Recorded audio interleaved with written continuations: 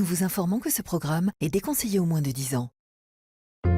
Il est héritier d'une fortune, mais c'est sa mère qui tient les cordons de la bourse. Même pour faire ses courses, il lui fallait la signature de maman. Steven Benson veut connaître le succès par ses propres moyens. La seule chose qui pouvait le rendre heureux, c'était de devenir millionnaire avant ses 30 ans. Le seul obstacle, c'est sa mère. Il voulait battre le fer pendant qu'il était chaud, et il serait le seul à hériter de ses biens. Une histoire sordide de richesse, de tromperie et une famille déchirée par l'argent. C'est ce que vous allez découvrir dans cet épisode de Crime en haute société.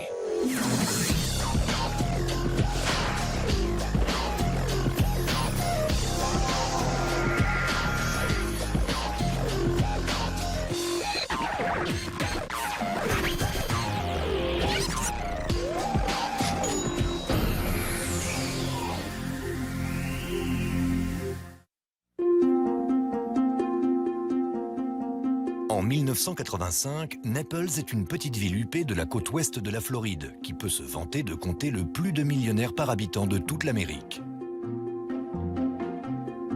C'est un endroit réputé pour la pêche, le golf et surtout pour son calme et sa volupté.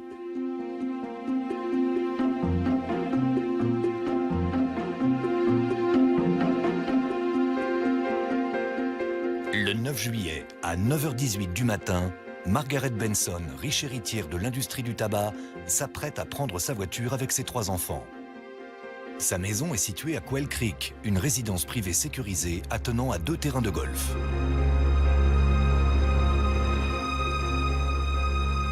Soudain, le silence des greens est perturbé par une énorme explosion. Un nuage de fumée noire se dégage de l'allée des Benson. Le 4x4 des Benson est englouti dans les flammes. Très vite, une seconde explosion frappe le véhicule. Les secouristes et les inspecteurs de police se précipitent sur les lieux et sont déconcertés par le spectacle. En voyant le véhicule, ma première réaction, ça a été de me dire, soit il s'agit d'un meurtre, soit ces gens vont pouvoir faire un sacré procès au fabricant de la voiture. Elle était totalement détruite. C'était comme si on avait pris une canette de bière, qu'on l'avait dépecée et qu'on l'avait laissée là, les bords complètement déchiquetés. En gros, c'est à ça que ressemblait ce 4x4. On voyait bien que le métal avait explosé vers le bas en direction du sol. Et à 2 endroits, il y avait des cratères importants. On a donc émis l'hypothèse qu'il y avait eu 2 bombes séparées dans le véhicule. Margaret Benson et son fils de 21 ans, Scott, gisent chacun d'un côté de la voiture. Carol Lynn, la fille plus âgée de Margaret, est étendue sur l'herbe à proximité en train de gémir. Elle était par terre, son chemisier avait été arraché, elle était brûlée. 30% du corps de Carol Lynn est brûlé au 3e degré. On l'emmène immédiatement à l'hôpital. C'est là que j'ai découvert que c'était le résultat d'engins explosifs, ce qui était du jamais vu dans ce quartier. Je me suis demandé qui étaient ces gens et pourquoi c'était arrivé.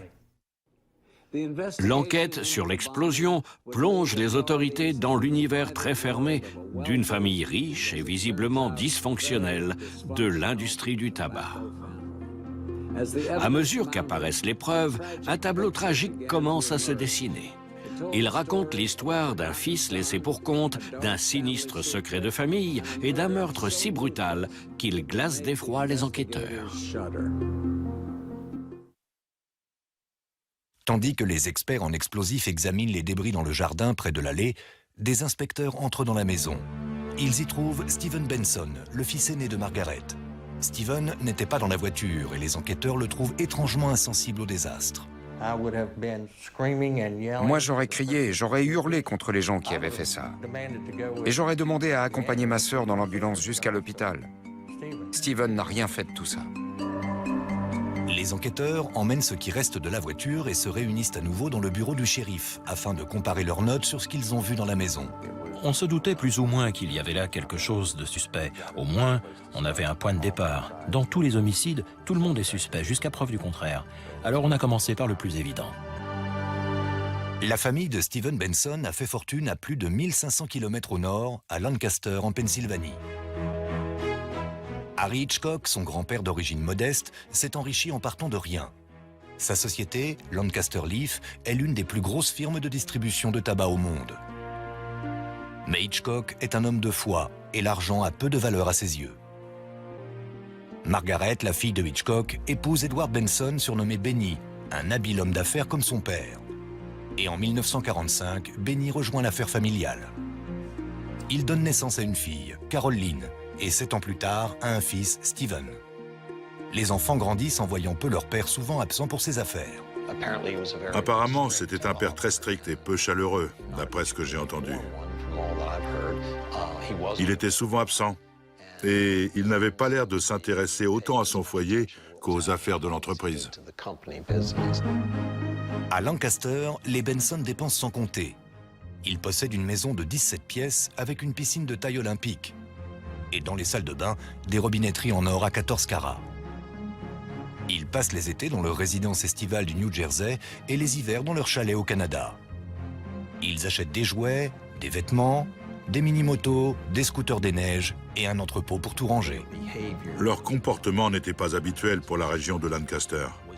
Ils avaient un mode de vie et de consommation très voyant pour cette petite ville de Pennsylvanie.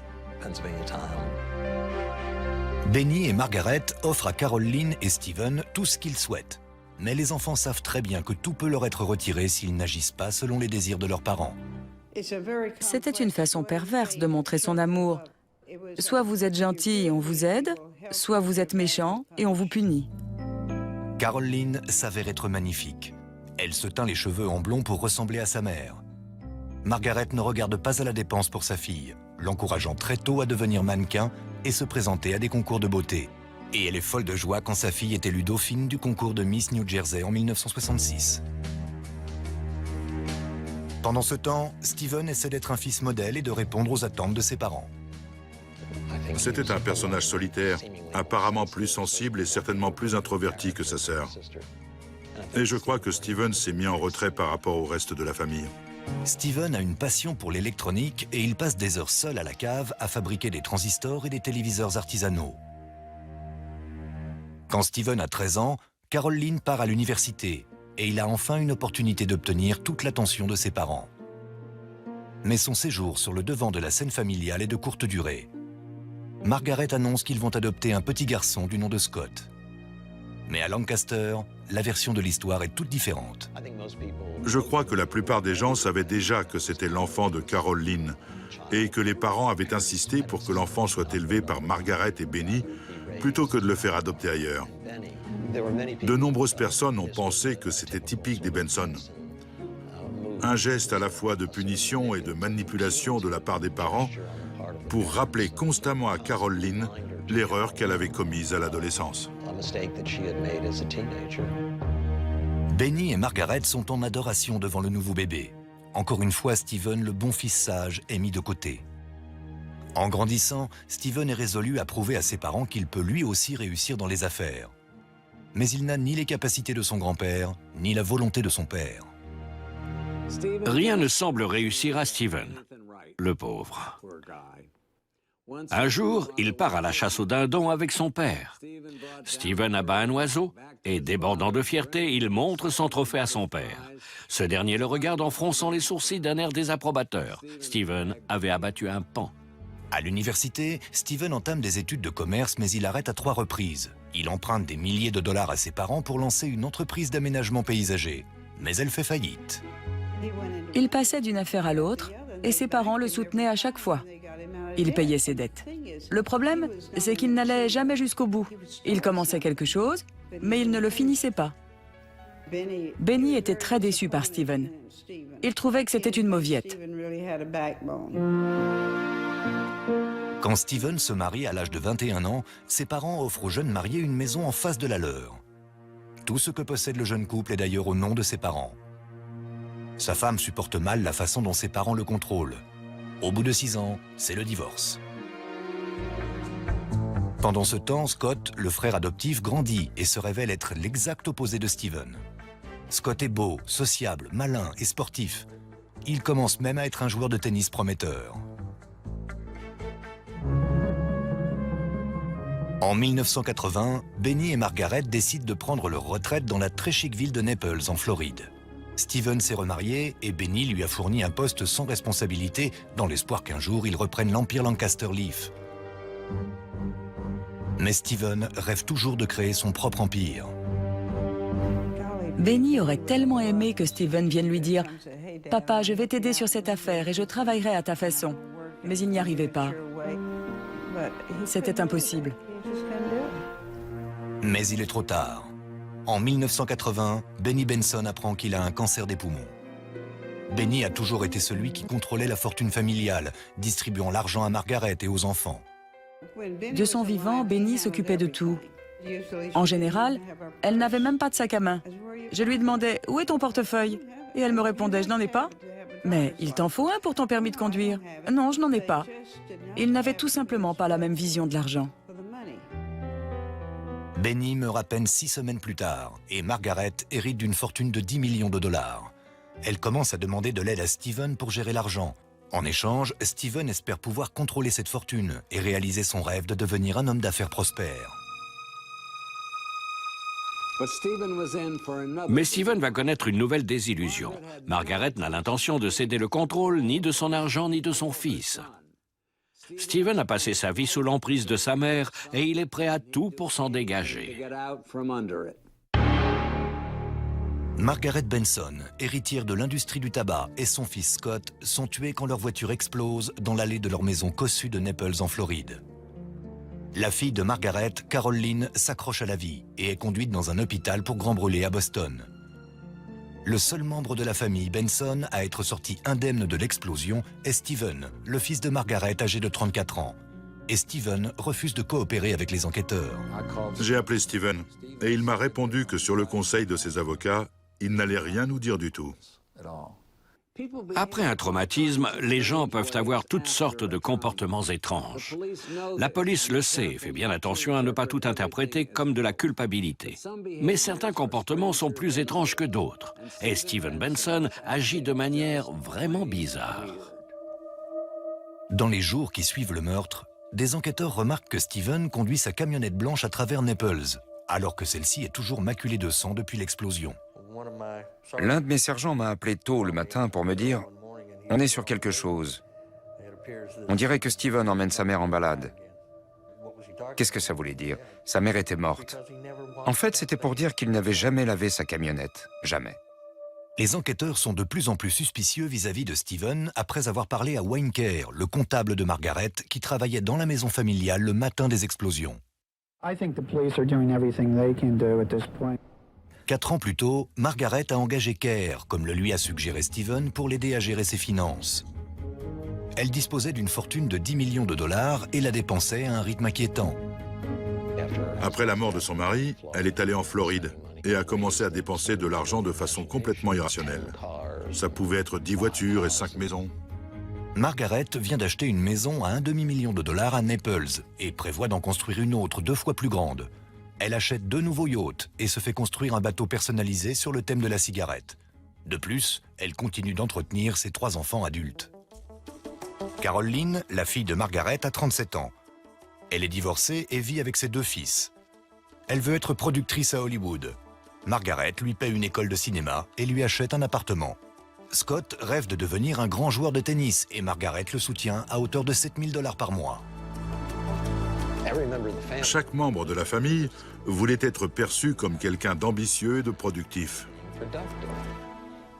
Il aurait été plus sage qu'il se trouve un boulot, quitte à être serveur dans un restaurant. Mais ça ne leur a jamais traversé l'esprit. Mais c'est Steven qui vide le plus les comptes de sa mère. Il s'est défait de sa 2e femme ainsi que de leurs 3 enfants pour quitter Lancaster et s'installer en Floride. Il pense que Naples est l'endroit idéal pour enfin faire fortune. La dernière aventure commerciale de Steven est une entreprise de sécurité appelée Meridian et qui installe des systèmes d'alarme dans les riches villas de Naples. Margaret fournit tout l'investissement initial et paie le salaire de Steven. Steven voit Meridian comme la première pierre d'un empire financier, même si les bureaux de l'entreprise sont installés dans une caravane. Il avait déjà une bonne douzaine d'entreprises dont le nom incluait Meridian. Meridian Security, Meridian ceci, Meridian cela. C'est comme vendre de la citronnade dans son jardin en espérant devenir une multinationale.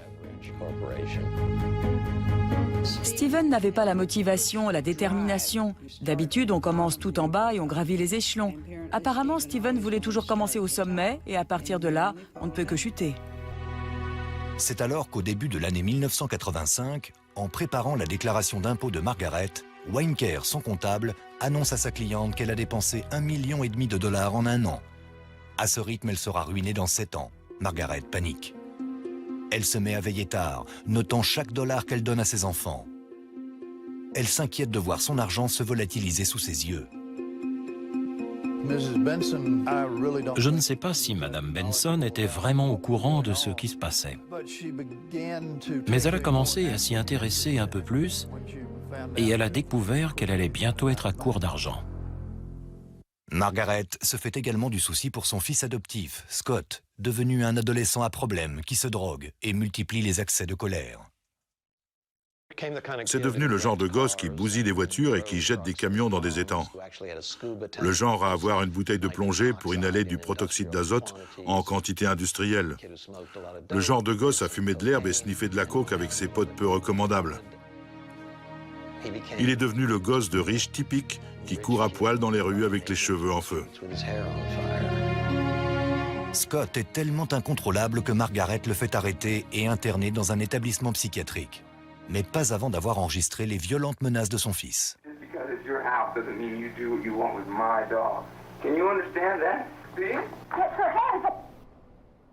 Steven, toujours considéré comme le médiateur, est appelé pour intervenir. Par rapport aux autres, c'était la personne raisonnable. C'est lui qui calmait Scott. Sa mère avait besoin de lui pour exercer son autorité, mais ça n'empêchait pas Steven de profiter d'elle.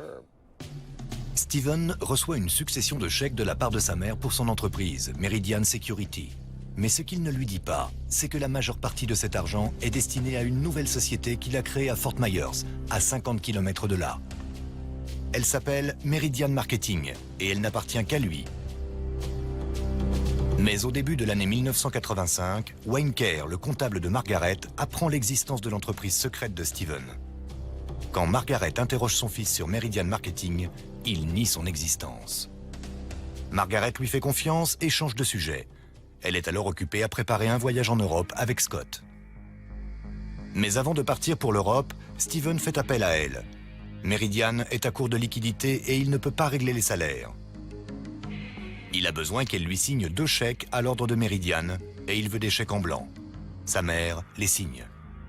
Leur vision des affaires était parfaitement symbolisée par ce paradoxe. Elle est censée lui en vouloir de dépenser beaucoup d'argent et pourtant, juste avant de partir pour l'Europe, elle lui signe 2 chèques en blanc. Steven s'était comporté comme ça toute sa vie. Steven inscrit la somme de 10 000 $ sur le premier chèque et 50 000 $ sur le second, avant de les déposer sur le compte de Meridian. Puis il fait un autre chèque en guise d'acompte pour s'acheter une nouvelle maison à Fort Myers. Margaret en est informée par Wynker alors qu'elle est en Europe. Margaret a été furieuse. Je lui ai dit, dis donc, il a intérêt à rembourser. Elle a répondu, comment veux-tu qu'il rembourse? Margaret écourte son voyage et retrouve Wynker à Naples.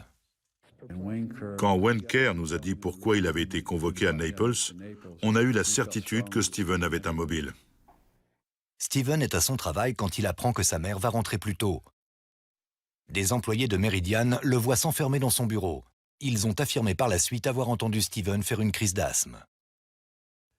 Steven a passé sa vie à être le bon fils, celui qui veut faire plaisir à ses parents, le Benson qui ne fait jamais rien de mal. Mais à présent, il a des ennuis et il va tout faire pour s'en débarrasser. Le lundi 8 juillet 1985, Wynker et Margaret se rendent au bureau de Meridian pour demander à Steven où il a trouvé l'argent pour acheter sa maison. Steven dit à sa mère qu'il a vendu sa voiture, une voiture de sport japonaise. Margaret conduit elle-même jusqu'à Fort Myers pour voir la maison de Steven de ses propres yeux. En arrivant là-bas, sa mère a vu sa voiture de sport et elle a réalisé que Steven continuait d'être malhonnête avec elle. Elle a été très contrariée et elle a sérieusement envisagé de reconsidérer son aide financière à Steven. Margaret en a assez. Elle annonce à Steven que Wynker reviendra le voir à son bureau le lendemain pour étudier sa comptabilité. Steven semble ne pas s'en soucier. Toute sa vie, sa mère lui avait donné et parfois même repris de l'argent. Il n'avait jamais été propriétaire de sa propre maison ni de sa propre voiture. Jamais. Même pour faire ses courses, il lui fallait la signature de maman. Et tout à coup, elle était prête à lui couper les vivres, encore une fois. À mon avis, il est fort possible que Steven en ait tout simplement eu assez. L'explosion qui a tué la millionnaire Margaret Benson et son fils Scott a disséminé des débris à travers tout le quartier chic de leur résidence en Floride. L'explosion a été si intense que les enquêteurs retrouvent des débris du 4x4 3 villas plus loin. Essayer de reconstituer la bombe est une tâche gigantesque. Mais c'est encore leur meilleur moyen de coincer le tueur. Après plusieurs jours à récupérer les éclats du 4x4, les enquêteurs trouvent enfin ce qu'ils cherchent. Miraculeusement, ils ont pu trouver assez d'éléments pour reconstituer l'engin, presque à la façon d'un puzzle, et déterminer qu'il s'agissait d'un tuyau de 30 cm de longueur et 10 cm de diamètre. Ils récupèrent la structure de 2 bombes artisanales, pesant chacune 12 kg d'après les estimations. Ils trouvent aussi dans les débris des fragments de circuits imprimés et des piles, ce qui leur donne une indication sur la façon dont les bombes ont été déclenchées. On nous a dit que ce n'était pas relié au système d'allumage de la voiture, c'était un engin électronique qui avait tout déclenché. Aux funérailles de Margaret et Scott Benson, les enquêteurs reçoivent leur plus bel indice. Steven se laisse aller à des confidences. Il raconte à l'un des invités que durant son enfance à Lancaster, un de ses hobbies consistait à fabriquer des explosifs. Si Steven Benson a quelque chose à cacher, il s'y prend vraiment très mal. La police a déjà quelques soupçons et voilà qu'elle apprend que Steven est amateur d'explosifs. Voyons. On avait donc quelqu'un qui s'y connaissait en électronique et qui avait également fabriqué des explosifs avec ses copains au lycée. On a commencé à avoir de plus en plus d'informations qui semblaient toutes converger sur Steven Wayne Benson. Et chaque fois que notre enquête nous en détournait, on y revenait d'une façon ou d'une autre. C'est alors que 2 semaines après le double meurtre, les enquêteurs apprennent que le seul témoin oculaire de l'explosion est prêt à leur parler depuis son lit d'hôpital à Boston. Carol Lynn, la sœur de Steven Benson, est brûlée par endroits au 3e degré et reste dans un état critique. La chair brûlée, c'était... Ça m'a presque donné la nausée. J'étais déconcerté. Mais j'ai regardé mon collègue et on s'est dit qu'il fallait qu'on se remette au boulot. Dans sa chambre en soins intensifs, Carol Lynn commence à raconter aux enquêteurs les jours qui ont précédé le meurtre. Carol Lynn est venue de Boston pour aider sa mère dans ses projets pour sa nouvelle propriété. Elle est chez elle quand celle-ci revient de sa confrontation avec Steven chez Meridian. Margaret est au courant de la nouvelle maison et de la société secrète de Steven. Elle est furieuse. Après toute cette série d'incidents, Margaret était vraiment résolue à revoir son apport financier à Steven. Carol Lynn dit aux enquêteurs que cette nuit-là, Steven a appelé pour suggérer qu'ils se retrouvent tous le lendemain matin. Elle a dit qu'il avait appelé et qu'il voulait les aider à inspecter la nouvelle propriété, alors que ce n'est pas quelque chose qu'il aurait fait en temps normal. Il voulait que tout le monde soit debout et prêt à partir. Le lendemain matin, Carol Lynn et sa mère sont assises à la table de la cuisine avec Wayne Kerr quand Steven arrive à la maison au volant de la camionnette de sa société. Il est entré dans la maison, il a demandé si quelqu'un voulait un café, et il s'est proposé d'aller en chercher ainsi que des beignets. C'est alors qu'il a quitté la maison. Mais Carol Lynn affirme que Steven a pris le 4x4 familial et non la camionnette avec laquelle il est arrivé. Les minutes commencent à défiler. Steven a dit qu'il allait à une supérette à 800 mètres de là. Il prend son temps.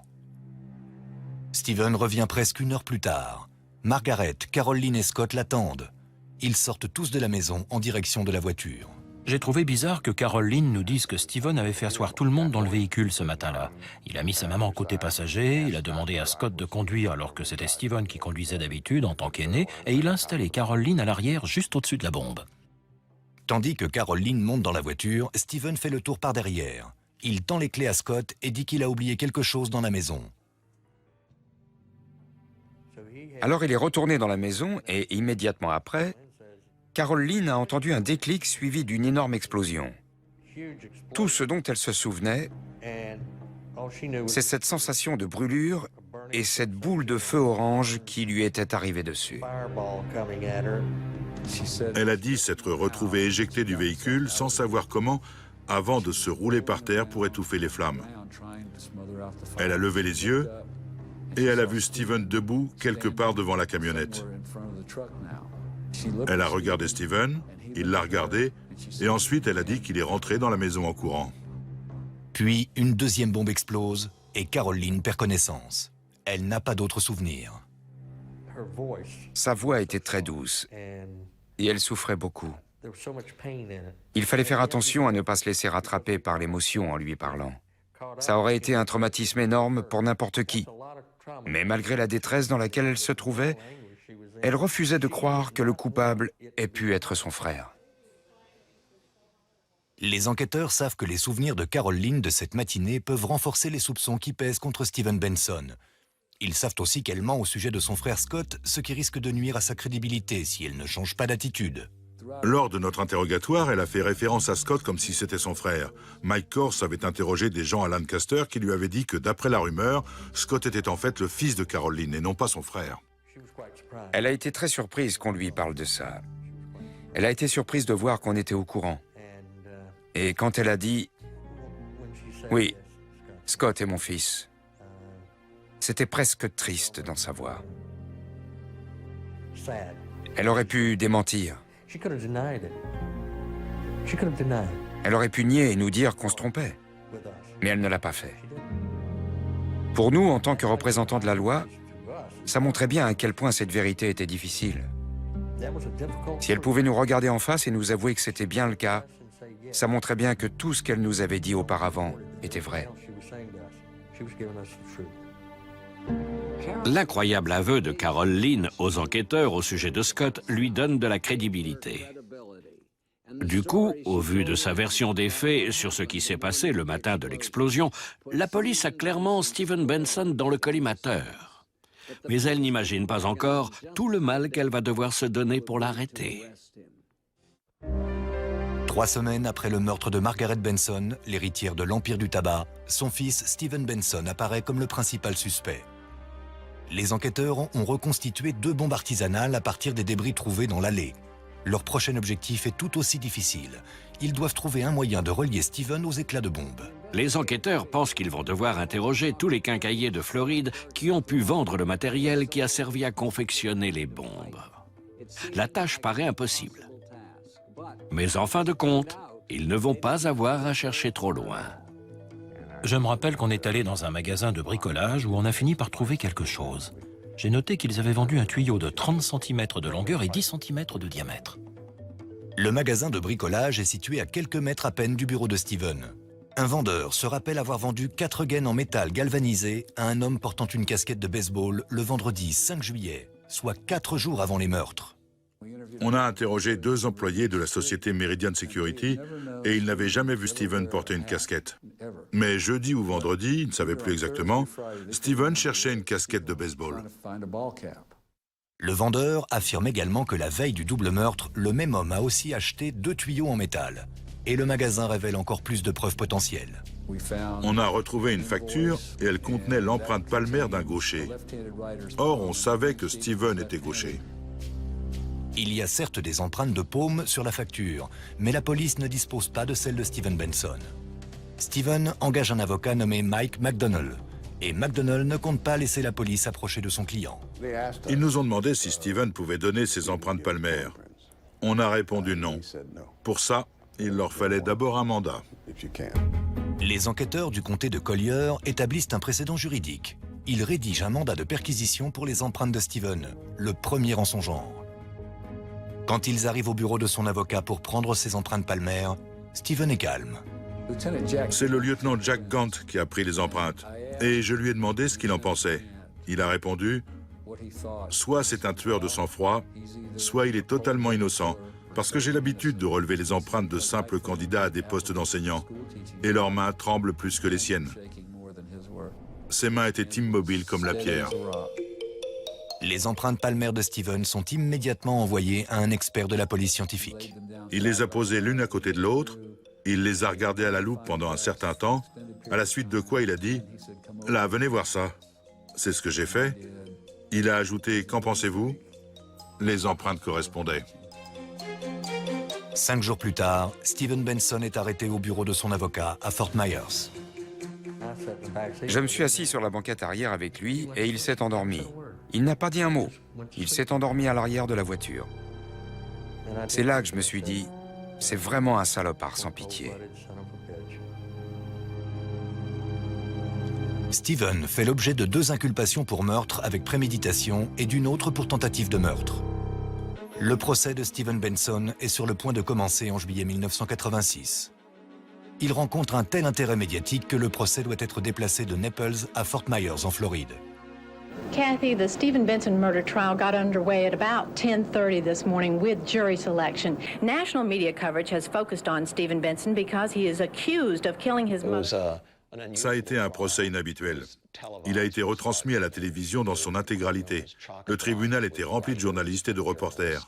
We'll have complete coverage throughout the day and up-to-date reports as the situation warrants.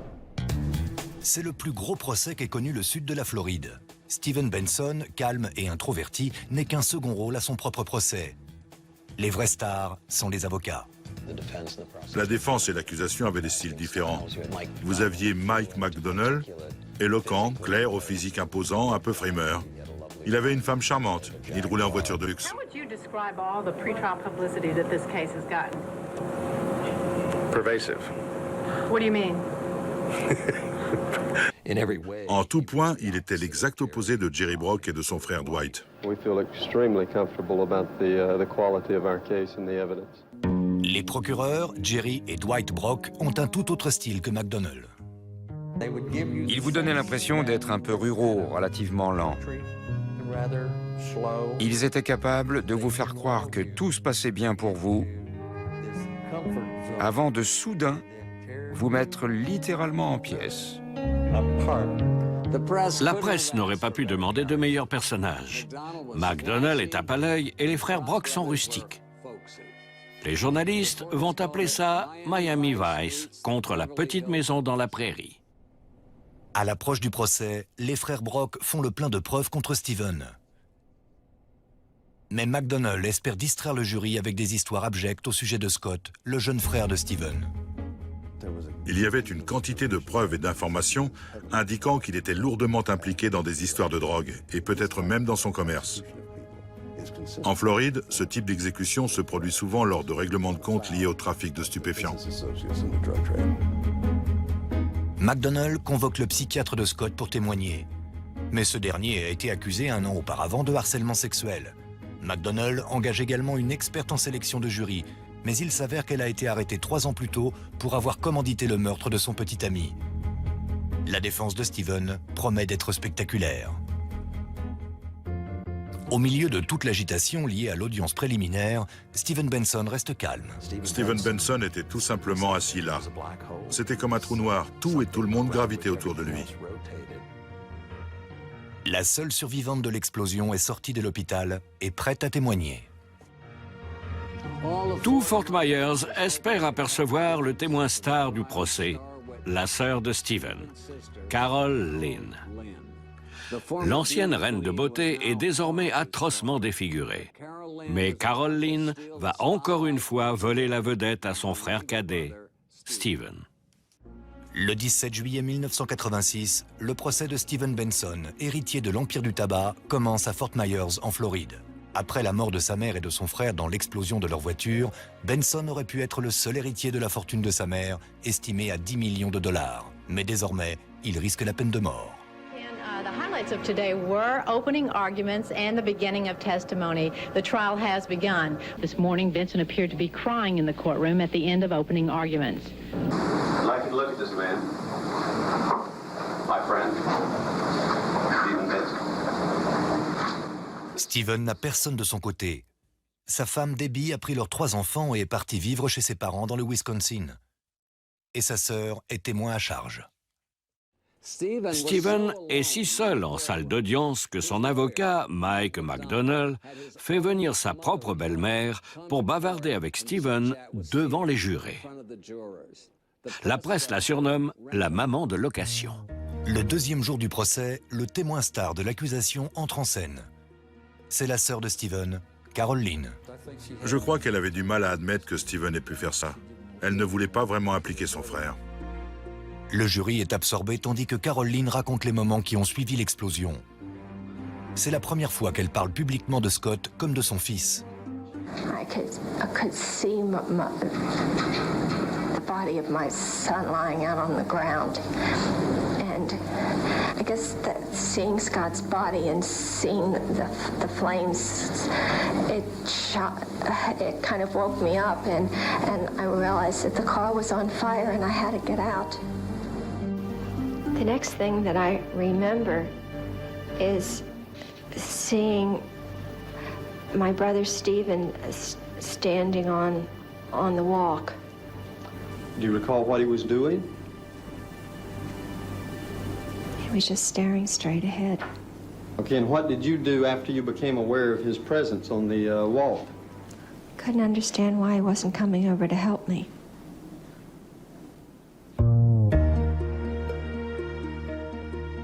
Durant tout le témoignage de Carol Lynn, sa chaise n'est pas tournée vers son frère, mais vers le jury. Stephen la regarde, sans aucune émotion sur son visage.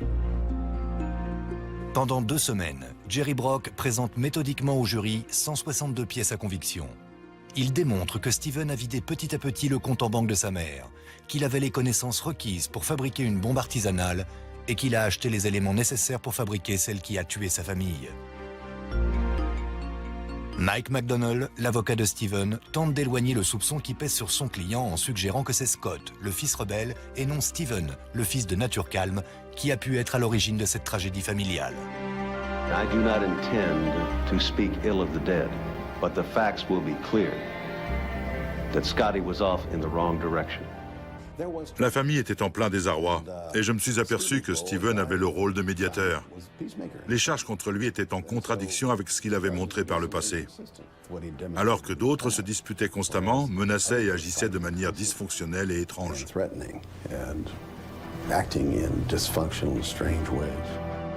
Il passe l'enregistrement que Margaret a fait lorsque Scott l'a violemment menacé plus d'1 an auparavant. Everybody that's around here knows that you call my dog. Do you hear that, Mother? And you listen when I tell you to keep him the hell out of this house. Just because it's your house doesn't mean you do what you want with my dog. Can you understand that? Do you? McDonnell appelle ensuite des témoins à la barre et essaie de relier les problèmes de drogue de Scott à son meurtre. Scott had a bottle of nitrous oxide, coke and smoking some pot. How much did Scott Benson do? inhaled one time too. With all this cocaine, what was Scott doing with it? He was putting it in his nose. Le problème, c'est qu'on n'a jamais pu associer Scott à un gros trafiquant de drogue. Scott achetait un sachet de marijuana, du protoxyde d'azote ou autre chose, mais toujours en petite quantité. Scott n'avait jamais rien acheté qui puisse le faire zigouiller. Je crois que la défense a fait la seule chose qu'elle pouvait faire. La seule chose à faire quand son client est clairement coupable, c'est la bonne vieille défense qui consiste à dire « ça n'était pas lui, c'était un autre ». Le juge a dit que la défense essayait n'importe quoi dans l'espoir que quelque chose marche. Le juge Hugh Hayes est en colère contre les avocats de la défense qui font perdre leur temps au jury avec des on-dit sur Scott, le frère de Stephen.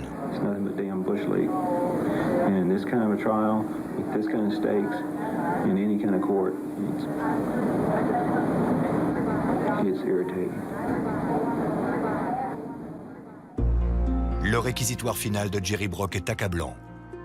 Il y a les preuves physiques, les empreintes palmaires, la facture et les relevés bancaires. Ensuite, Brock dépeint très clairement la relation entre Stephen et sa mère. C'est un enfant gâté, plein de ressentiments, qui a tué pour échapper à la poigne de sa mère.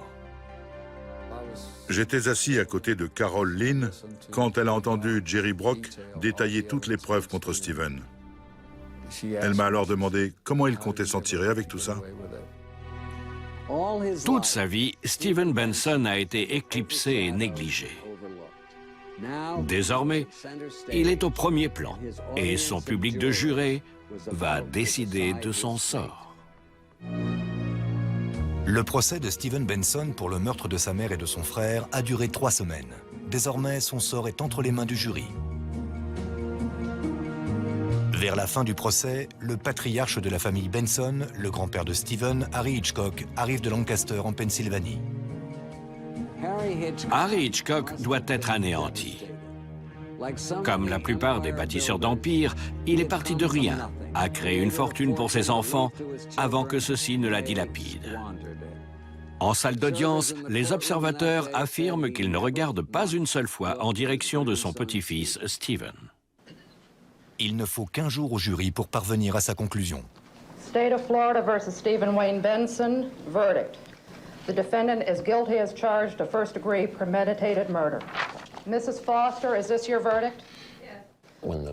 Quand le verdict a été lu, Steven a réagi par une absence totale d'émotion.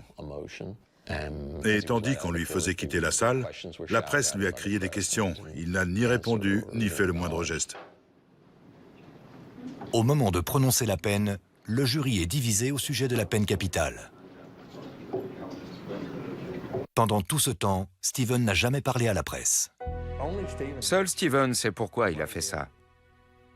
La vraie raison de son acte.